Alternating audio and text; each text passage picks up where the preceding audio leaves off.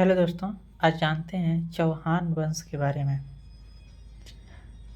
चौहान वंश के बारे में अगर हम बात करें तो चौहानों की उत्पत्ति के संबंध में बहुत सारे मत हैं। पृथ्वीराज रासो जिन्होंने चंद्र बरदाई लिखी है उसमें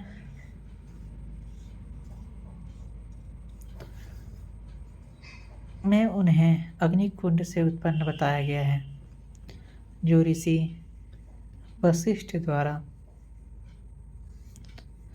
आबू पर्वत पर किए गए यज्ञ से उत्पन्न हुए। 4 राजपूत प्रतिहार, परमार, चालुक्य एवं चौहानों में से एक थे। मुहुर्त, नैणसी एवं सूर्यमल मिश्र ने भी इस मत का समर्थन किया है। पंडित गौरी शंकर ओझा चौहानों को सूर्यवंशी मानते हैं। बिजोलिया शिलालेख के अनुसार चौहानों की उत्पत्ति ब्राह्मण वंश से हुई है। राजस्थान में चौहानों के मूल स्थान सांभर के आसपास वाला क्षेत्र माना जाता था। इस क्षेत्र को सपादलज के नाम से जानते थे।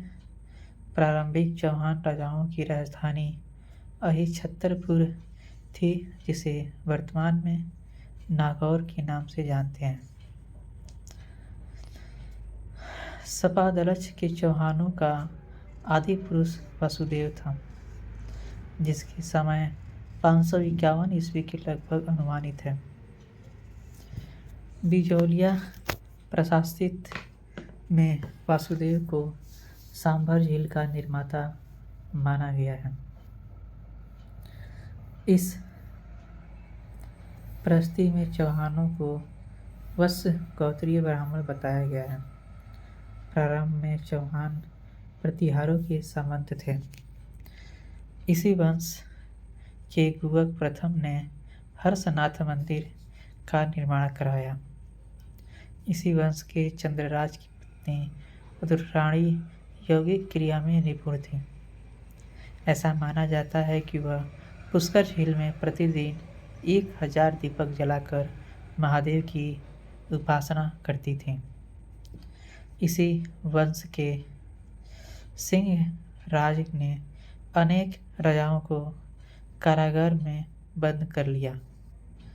तब प्रतिहार सम्राट स्वयं उन्हें छुड़वाने के लिए आए थे।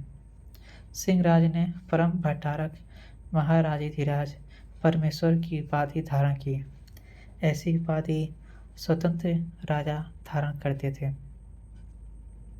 सिंहराज के बाद गंगा के उपनाम से विग्रह राज द्वितीय को जाना जाता है। सर्वप्रथम विग्रह राज द्वितीय ने भरूच के चालुक्य शासक मूलराज प्रथम को पराजित किया तथा भरूच गुजरात में ही आशापुरा देवी के मंदिर का निर्माण कराया। इस कारण विग्रह राज द्वितीय को मतंगा शासक कहा गया। इस शासक की जानकारी का एकमात्र स्रोत सीकर से प्राप्त हर्षनाथ का शिलालेख है, जो संभवतः 973 ईस्वी का है। पृथ्वी राज विजय में गोविंद तृतीय की उपाधि बैरी घरट मिलती है। फरिश्ता ने गोविंदा तृतीय को गजनी के शासक को मारवाड़ में आगे बढ़ने से रोकने वाला कहा है। इस वंश के विग्रह राज तृतीय के पुत्र पृथ्वीराज प्रथम ने 1105 ईस्वी में 700 चालुक्यों को, जो पुष्कर के ब्राह्मणों को लूटने आए थे, मौत के घाट उतारा व परम भट्टारक महाराजाधिराज परमेश्वर की उपाधि धारण की। पृथ्वीराज प्रथम के मंत्री हटड़ ने सीकर में जीण माता के मंदिर का निर्माण करवाया। पृथ्वीराज प्रथम के पुत्र का नाम अजय राज था। अपने साम्राज्य को सुरक्षित रखने के लिए उसने 1113 ईस्वी में अजमेर बसाकर उसने अपनी राजधानी बनवाया। उसे अजय मेरू यानी अजमेर में दुर्ग का निर्माण करवाया, जिसे गढ़ बिजली कहते हैं। इस दुर्ग को पूर्व का जिब्राल्टर भी कहा जाता है। मेवाड़ के शासक पृथ्वीराज ने अपनी रानी तारा के नाम पर अजय मेरू दुर्ग का नाम तारागढ़ दुर्ग रखा। बाद में यही अजय मेरू गढ़ बिजली के रूप में जाने जाने लगा। अजय राज ने इस दुर्ग का निर्माण अजमेर की बिजली पहाड़ी पर कराया था, जिसे कारण इसे गढ़ बिजली कहा गया। अजय राज ने श्री अजय देव नाम से चांदी के सिक्के चलाए। कुछ मुद्राओं पर उसकी रानी सोमलेखा का नाम भी अंकित मिलता है। पृथ्वीराज विजय के अनुसार उसने गजनी के मुसलमानों को परास्त कर साम्राज्य की रक्षा की।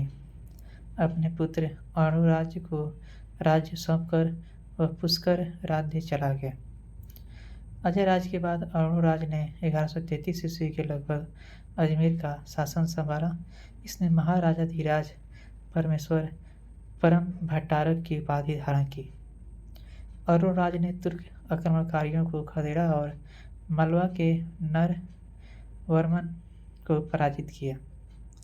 अजमेर में आना सागर झील का निर्माण करवाया।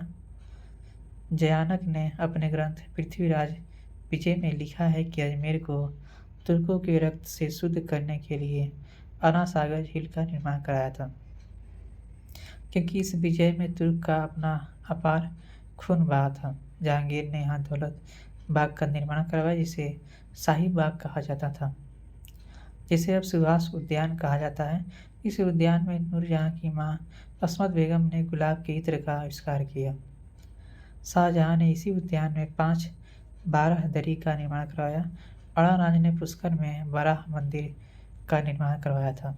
अरुणराज एवं चालुक्य जय सिंह सिद्ध राज्य के मध्य वैमनस्य था।